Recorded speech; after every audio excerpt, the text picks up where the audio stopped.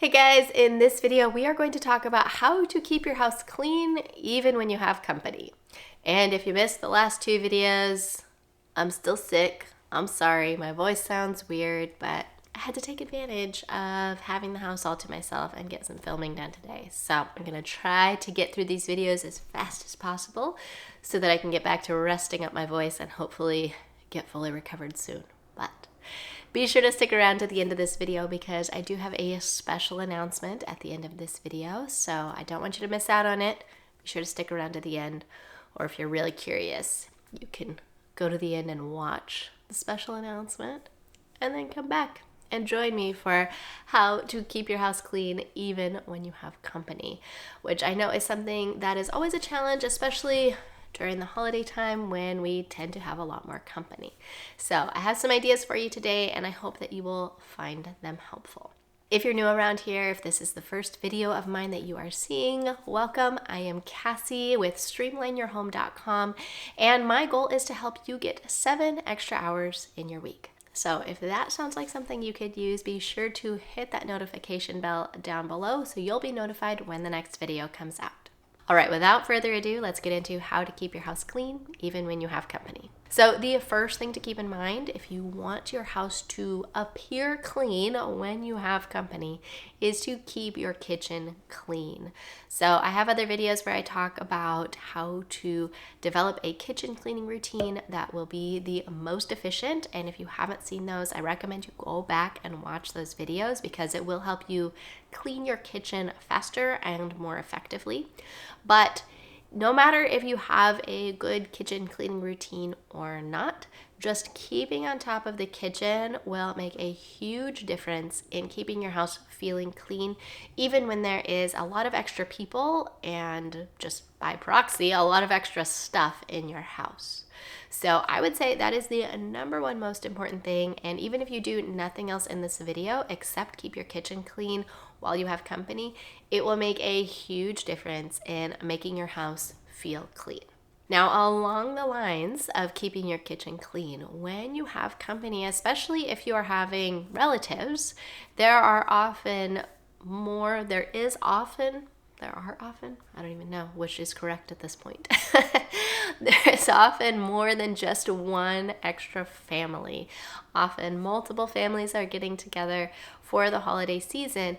And if that is the case, and if you would like to keep your kitchen clean without spending your entire holiday week or weekend or whatever it is in the kitchen, you can assign different families to clean up after different meals. So you may ask one family to be in charge of breakfast cleanup, another to be in charge of lunch cleanup, and maybe you stay in charge of dinner cleanup since it is typically the most cleaning and you are the host.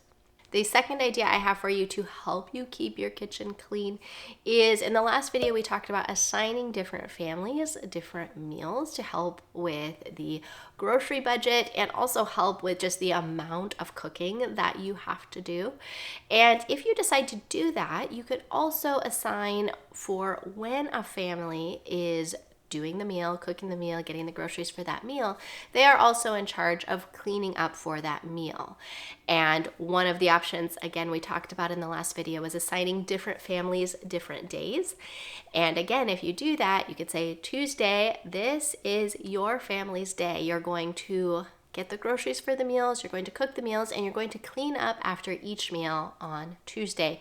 And if you have 2 or 3 different families staying with you, even if they only each have one day and you have the rest, it will still take a big burden off of you. And if you are going to do that and you're going to take the rest, I would say to kind of rotate it. So have one family have one day, you take the next day, have a different family have the next day, and then you take the next, and so on. So you kind of have a little break in between when you are needing to cook and clean and all of that stuff, and when another family is going to help relieve some of that burden. Now, the next idea I have for you is if you're having a large amount of people in your house for a weekend or even a week, splitting up the family and kind of dividing out the kitchen cleaning for the entire week. So what I had written down as an idea in my notes is having the kids 10 and under be in charge of cleaning up after breakfast. They're in charge of clearing the table. They're in charge of doing the dishes. They're in charge of putting things away. And if you are doing those simple meals, those simple breakfasts to help alleviate the pressure of you needing to be in the kitchen all the time and also help alleviate some of the pressure on your grocery budget, those will be really good meals for younger kids to clean up. Actually all three of my kids are under 10 at this point. The older ones are 9 and 6, and they would absolutely be capable of cleaning up after breakfast. It's actually one of their chores, and it's one that they're able to do pretty easily without me having to be involved very much. We do very simple breakfasts at our house, so it's, putting the oatmeal away, putting the toppings away, cleaning up the dishes, wiping down the counters, and it takes them probably less than 10 or 15 minutes depending on the day. But even if you're doing things like toast or cold cereal, all of those things kids can put away and clean up after. And especially if you have multiple families, this is absolutely something that even pretty young kids can help with. I mean, I wouldn't put my 2-year-old in charge of this, but I would say even a 3 or 4-year-old with the help of some older kids could help with cleaning up after breakfast.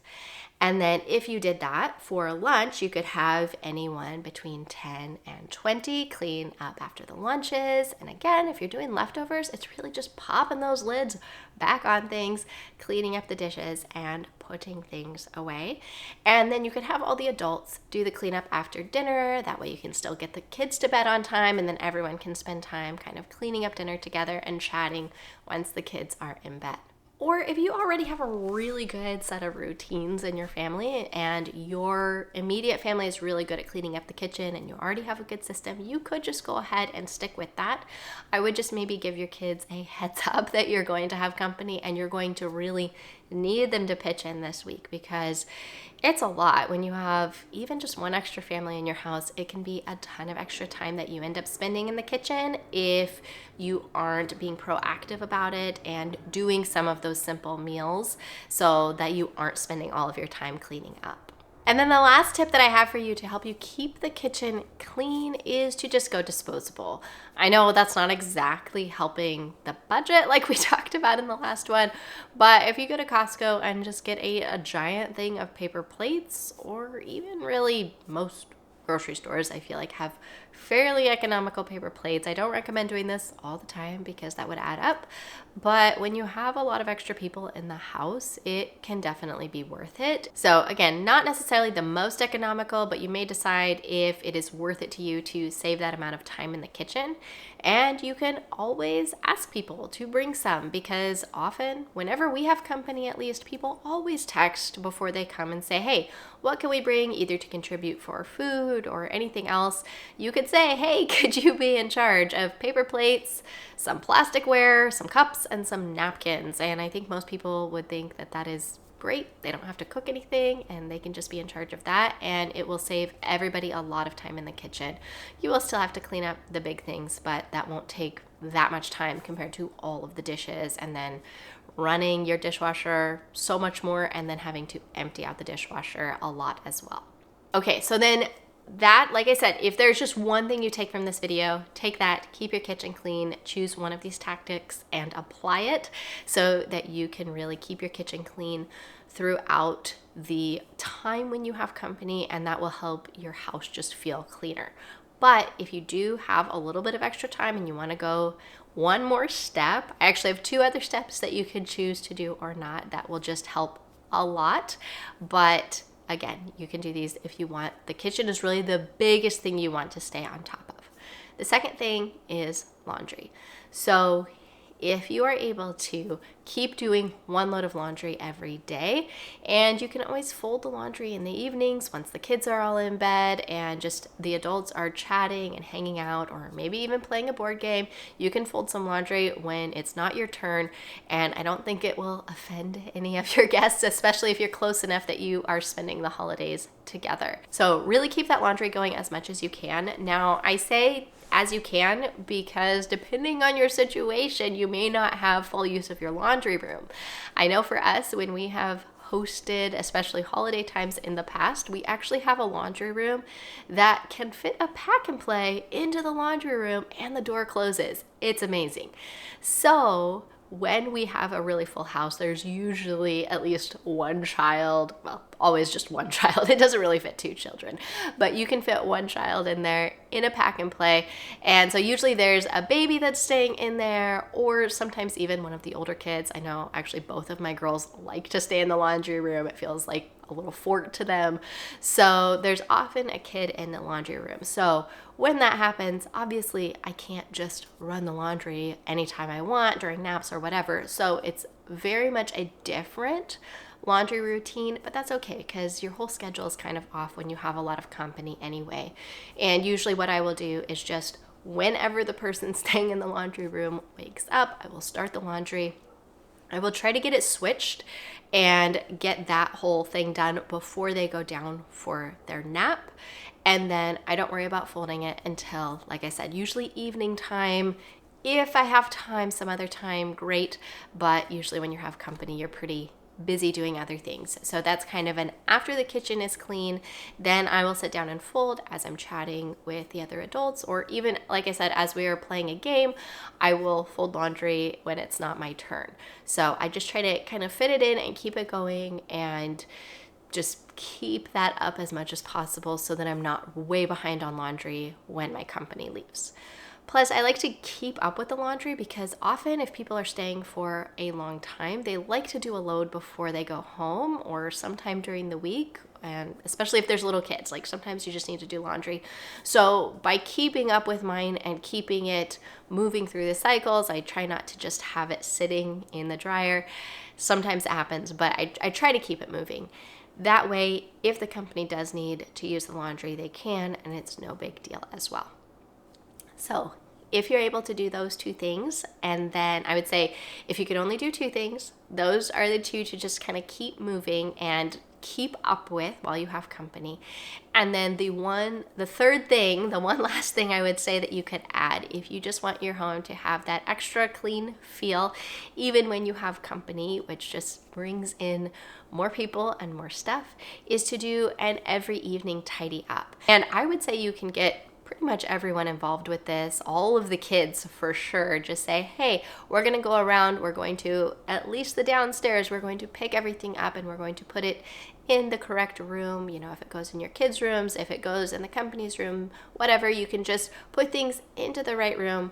I usually don't worry too much about keeping the upstairs rooms tidy. I just don't worry about it. But I like to still keep the downstairs tidy as much as possible. So just take 10 minutes, maybe 15 minutes, set a timer, get everyone involved and say, hey, let's just do a quick reset.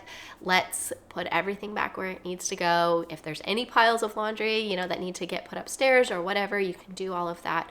And just make sure that it's nice to start the next day. And that goes a long way in making your house feel really clean as well. Everything else, I say your house, usually you clean it before company comes. So I would not personally worry about, and I do this, when I have company, I don't really worry about doing my bathrooms and vacuuming.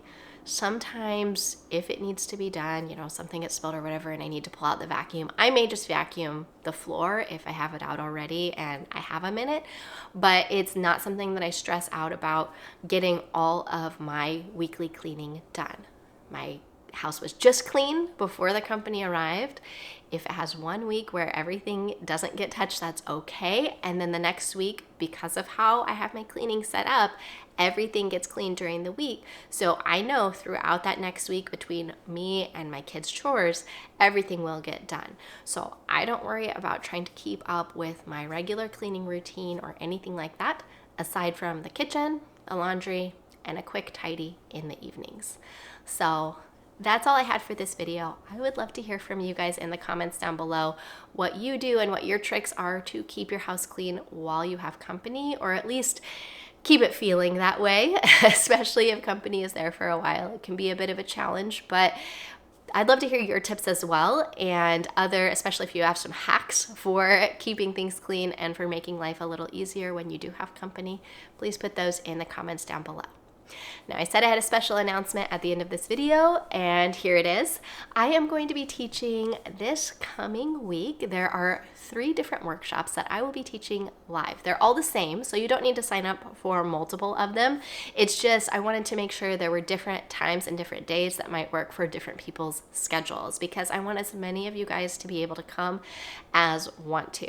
The workshop is going to be about how to streamline your home in half the time, even if things seem out of control or chaotic right now. So if this is something, especially if you would like to try to streamline your home quickly before the holidays come and you want to have that stress off of your plate before you are hosting maybe or traveling for the holidays, definitely check out this workshop. Like I said, there will be 3 of them. They are all the same. You don't need to sign up for more than one, but I will have the links with the days and the times in the description down below. And I would love to see you on one of the workshops. Like I said, they are live. So if you have questions for me, there will be Q&As at the end of each one. And I would just love to see you there, and I would love to chat with you. So that's all I had for this video. I hope to see you at the workshop. As always, I'm Cassie with StreamlineYourHome.com, and I make videos all about how to simplify your life so you can get extra hours in your week. If that sounds exciting to you, subscribe down below, and I will see you on the next video.